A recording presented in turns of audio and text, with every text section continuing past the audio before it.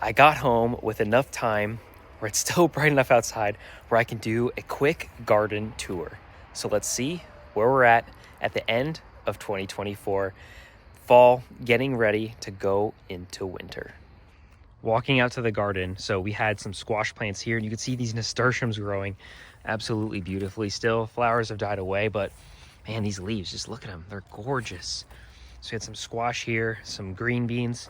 Same with this bed over here. You can see we're starting to get some frost damage. Things are definitely on their way out, but we still got some green beans growing all throughout here. So we're gonna be taking advantage of these until that final, or that really hard frost comes. We've got some zucchini and squash growing in here still. Look at these there. I believe we've got some patty pan squashes growing in here. Look at them growing there. Awesome. So still a lot of productivity coming all throughout here. And I bet we've probably, yeah, look at that. We've got some costata romanesca squashes still growing there as well. So awesome. Back here, look at this craziness. We've got some peppers that are still hanging on here. These little yellow peppers. We've got some here and there. These pepper plants are definitely on their way out. But what I did was interplant some. We've got some kale here. This is some red Russian kale. So we'll be planting some more cold, hardy crops within here. Same thing with these over here. Look at these peppers. These are looking gorgeous, starting to change color a little bit. I love eating these ones green. But these, yeah, this plant is still covered all through over here. I'll probably wind up overwintering this pepper just based off of how well it's doing. But look at this one.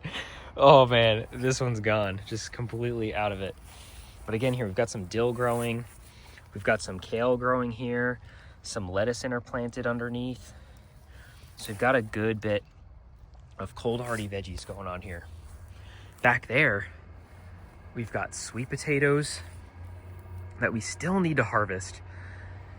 And I mean, we've got 2 3-foot by 6-foot beds, one here and one there, that are full of sweet potatoes.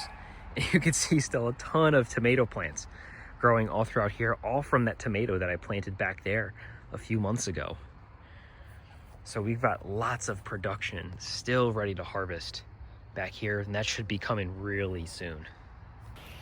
Look at this jalapeno plant. Look how good this looks. Look at the dark green on that. Oh man, it looks gorgeous. And then right next to it, we've got a broccoli. And look at these growing beautifully all around this raised bed. And over here, we've got some Brussels sprouts growing. We've got some collard greens here and there. I filled these in with some more Brussels sprouts and some, oh, it looks like our chickens got in here or something got in here. But definitely leaning toward more of those cold hardy veggies. Back here, we've got carrots growing down a line. We're gonna have some carrots growing over here on this side as well. And then we'll have spinach going down the whole middle. And then look at these broccoli. Look how beautiful these plants are. They're really starting to come in. And we've got some beets mixed in between here. Oh, we've got one that's ready to harvest. I'm gonna pull this one out right now. And I like to leave these in until I'm actually ready to eat them. But look at this. Wow. That's a beautiful beet right there. Absolutely gorgeous. We've got some good greens to eat on this as well. Look at this. Look at the size of that. That's beautiful, and it's such a round shape. It's not like overly ripe.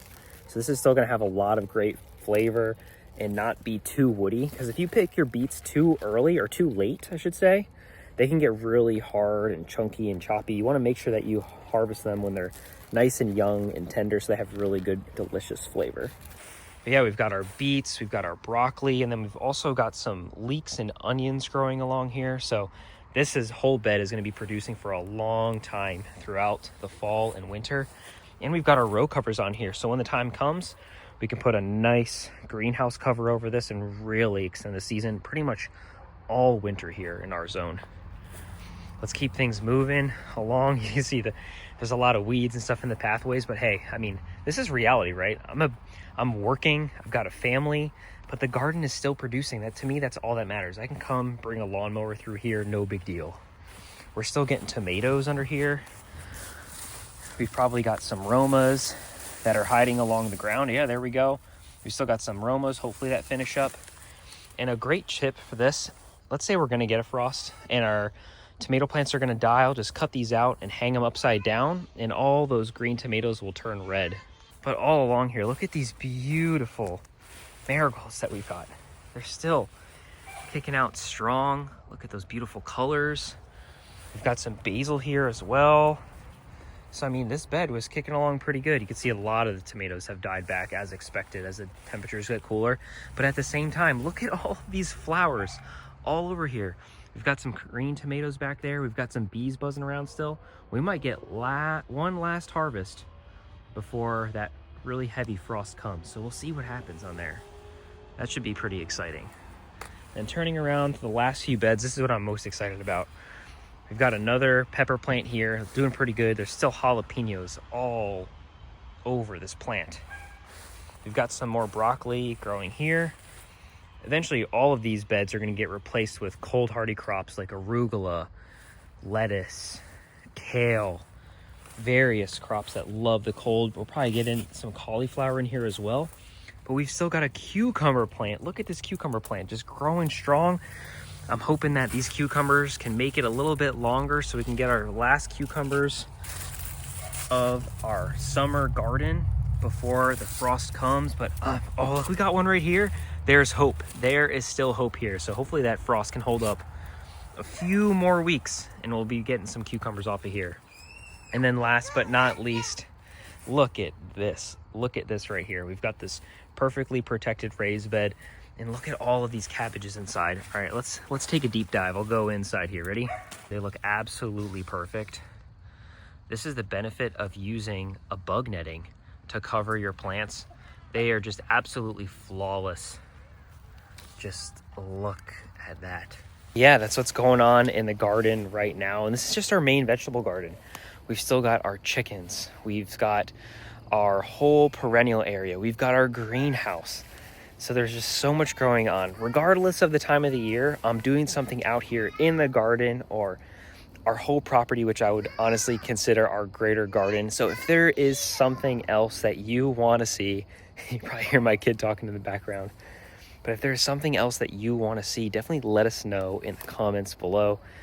Because, hey, I mean, there's no better way to show what's being done in the garden by just showing you what's growing and what time of year that it's growing well, how we're starting off and how we're finishing off the season, and all of the different ways that can be utilized to pretty much grow all year round. So don't give up. If you have a really cold winter or a really hot summers, there is a way to be successful. So the advice for today's video is don't give up. Figure out a way to do it. And if you're not sure how to do it, ask in the comments and we'll figure it out together.